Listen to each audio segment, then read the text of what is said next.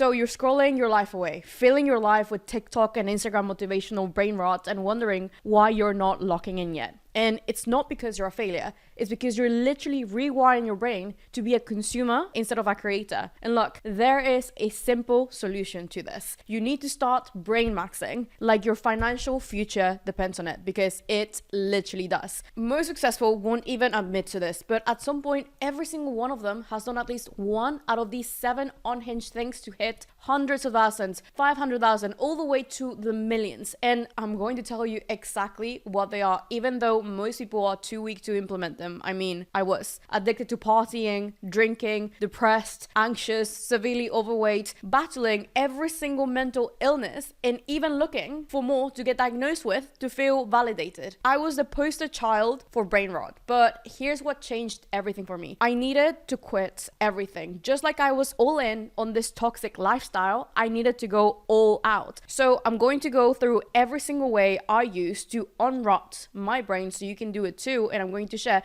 the unhinged ways to do it. And right at the end, I'm going to talk about brain maxing to unlock peak intelligence and success. Now, the first thing was a digital detox. And no, not the cute app blocker way. I fully deleted every single app, deactivated my profiles on Instagram, TikTok, and even LinkedIn. Everything was gone all at once because I knew that that was the root of literally all my problems. Self-comparison was a thing that led me to self-help junk, which then led me to doom scrolling, which then led me to procrastination. And it was a never-ending loop that could literally just end by simply eliminating these distractions. I left myself no choice, because how embarrassing would it be if people saw that I deactivated my account and then reactivated it within days? So logging out for months led me to lock in on what actually mattered: my physical health, my mental health, and building a career. I didn't reactivate any of these platforms until it was required for me to do so as a means to generate income. So for example, I only reactivated Instagram when I had to get it back because I started SMMA, so social media marketing agency. But instead of logging into my old account, I used a new business one, so I had no distractions. I did the same with TikTok, I did the same with LinkedIn, all new accounts distraction free. The reason why this was so crucial for me was because of the negative association I had built for over a decade of social media overuse. It was like a mirror of every single bad habit I ever had and all the people that didn't necessarily wish me the best. And so just dropping it freed me from all this impending doom that I had with social media. Now, the second unhinged thing I did was quitting drinking overnight too. And no, I didn't just switch to drinking on weekends or like switch to wine or all of these things like just a Diet Coke and some tequila on top. No, I went from party girl to completely sober in 24 hours as well. To be quite honest, and many people might disagree with me here, but there is absolutely nothing positive that comes with drinking, especially when you want to go from 0 to hitting $1 million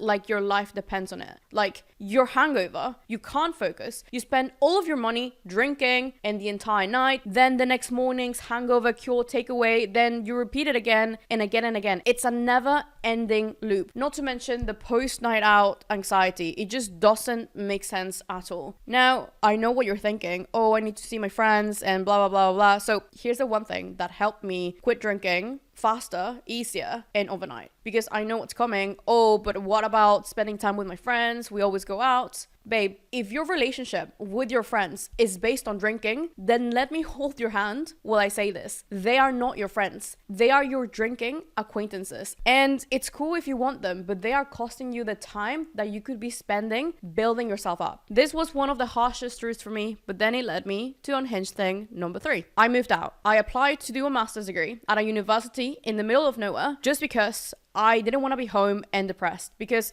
being in my childhood room was making me physically sick. And the uni that I went to was so far away from anyone I've ever met that even if I had the temptation to go out, see my old habit friends, I just literally couldn't. I couldn't even afford it. With going back to do a master's at literally 23, 24, I gave myself 1 year at university of complete isolation in an academic environment where I consciously made zero effort to meet meet anyone. Like literally at my graduation, people didn't even know who I was.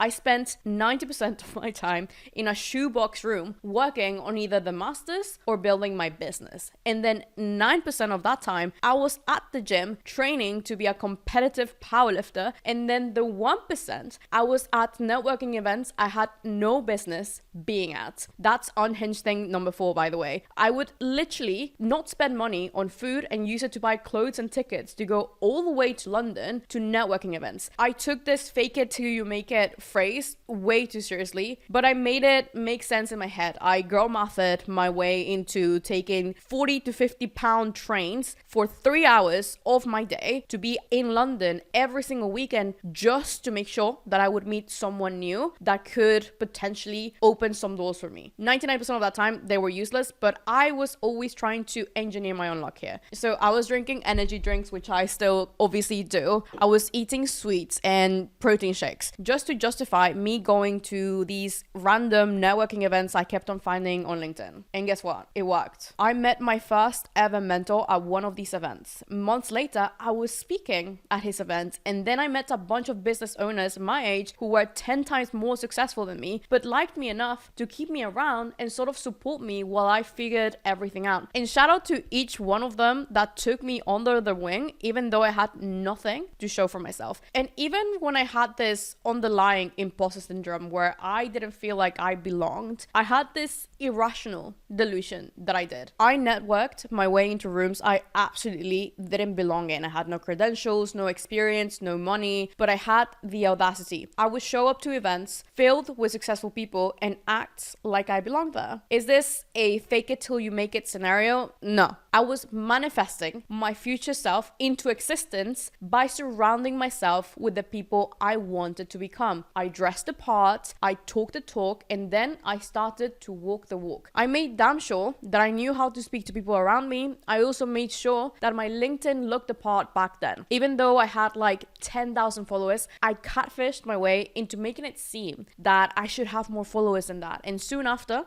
I did. I hit 100,000 followers there and also made my first $100,000 as an entrepreneur. But to do that, I needed to work like a psychopath. And here is where the brain maxing comes in. I worked for free. I worked late. I worked all day. Worked during lectures I didn't even care about. While everybody else was partying, I was building my knowledge and skill set by repeating the same work process on and on and on. Writing about how I could help clients, doing the work for them, learning from them. My brain was getting rewired to become addicted to work and to also become smarter in this topic, leading me to becoming an expert in months rather than years. And I remember meeting people and telling them exactly what I was doing, which was not socializing, overdosing on caffeine, working incredibly hard all the hours of the day, not sleeping at all. And people kept on calling me intense, crazy, all of these things, take a rest, self-care, burnout, all of these things. But comfortable people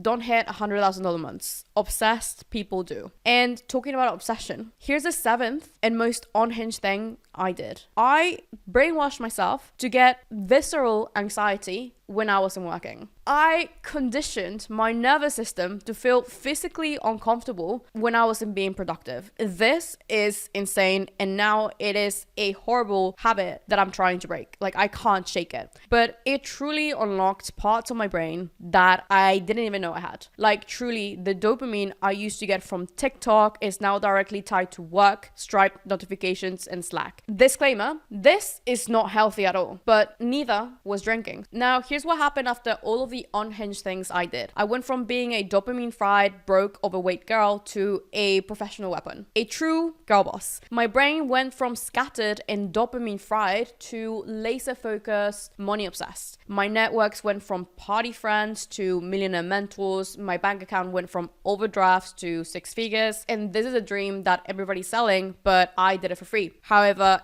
it did cost me 3 years of my life and a lot of sacrifices along the way. But it was so worth it So here's your choice. You can either stay comfortable and stay broke, or go unhinged and become the most successful person you know you can be. And that is pretty much it. So now I'm gonna go overdose on nicotine because we're about to step up on YouTube. So see you next week. And if I don't see you next week, I hope it's because you downloaded app blockers and logged out of every single social media platform, including YouTube. Because if that is the reason, I forgive you. Proud of every single one of you. As always, lots of love.